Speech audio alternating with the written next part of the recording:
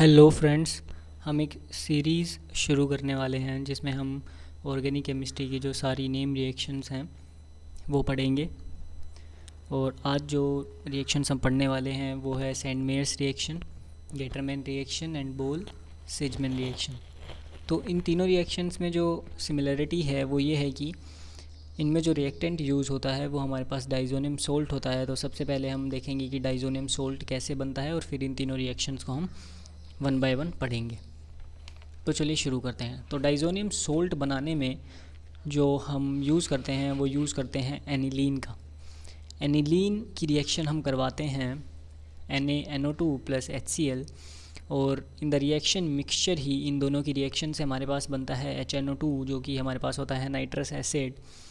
और जब इसकी रिएक्शन नाइट्रस एसिड की रिएक्शन एनिलीन के साथ होती है तो हमारे पास बेंजीन डाइज़ोनियम सोल्ट बन के रेडी हो जाता है। और इसमें दो पॉइंट हमें याद रखने की ज़रूरत है कि डाईएज़ोटाइजेशन क्या होता है।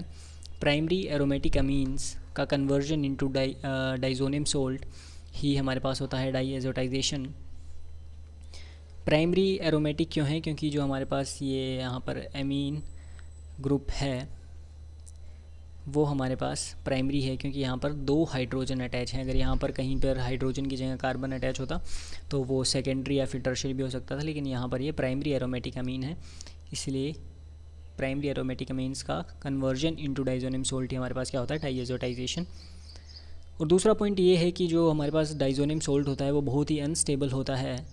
तो अनस्टेबल होने की वजह से हम इसको क्या करते हैं, बनने के तुरंत बाद ही हम इसको क्या कर लेते हैं, इमीडिएटली यूज़ कर लेते हैं। इमीडिएटली यूज़ आफ्टर प्रिपरेशन, इसकी प्रिपरेशन के इमीडिएटली हम इसको क्या कर लेते हैं, यूज़ कर लेते हैं। नहीं तो ये हमारे पास PH+ N2+ Cl- में टूटकर अलग हो जाता है।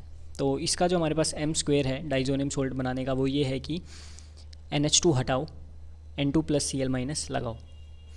तो देखिए यहाँ पर अगर हम NH2 हटाकर N2+ Cl- लगा दें तो क्या बन जाता है, डाइज़ोनियम सोल्ट। तो इसका m² ये है। m² का मतलब मूल मंत्र NH2 हटाओ, N2+ Cl- लगाओ। चलिए अब हम रिएक्शंस पढ़ते हैं। तो सबसे पहले हम पढ़ेंगे Sandmeyer's reaction. So Sandmeyer reactions में क्या होता है कि इसमें जो हमारे पास डाइज़ोनियम सोल्ट है, डाइज़ोनियम बेंजीन डाइज़ोनियम सोल्ट बोलते हैं इसको वैसे तो, बेंजीन डाइज़ोनियम सोल्ट जो है हमारे पास, उसमें हम क्यूप्रस क्लोराइड या फिर क्यूप्रस ब्रोमाइड की रिएक्शन कराते हैं तो हमारे पास क्लोरोबेंजीन या फिर हमारे पास जो है ब्रोमोबेंजीन बन जाता है। वैसे ही हमारे पास एक और रिएक्शन होती है गेटरमैन रिएक्शन। गेटरमैन रिएक्शन में हम क्या करते हैं, गेटरमैन रिएक्शन में हम कॉपर और HCl की रिएक्शन डाइज़ोनियम सोल्ट के साथ कराते हैं तो हमारे पास क्लोरोबेंजीन बन जाता है। और अगर हम कॉपर और HBr की रिएक्शन डाइज़ोनियम सोल्ट के साथ कराते हैं तो हमारे पास ब्रोमोबेंजीन बन जाता है।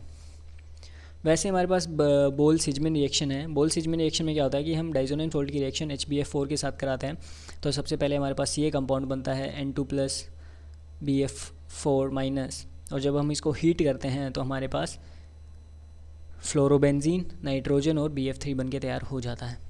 एक और रिएक्शन है, वो कोई नेम रिएक्शन नहीं है लेकिन डाइज़ोनियम सोल्ट की ही रिएक्शन है, तो मैंने सोचा कि मैं आपको वो करा देता हूँ। तो ये है रिप्लेसमेंट बाय Ki। जब हम डाइज़ोनियम सोल्ट की रिएक्शन Ki के साथ कराते हैं तो हमारे पास आइडोबेंजीन बन के तैयार हो जाता है और KCl + N2। Okay friends, thank you. In next videos हम और नेम रिएक्शंस पढ़ेंगे।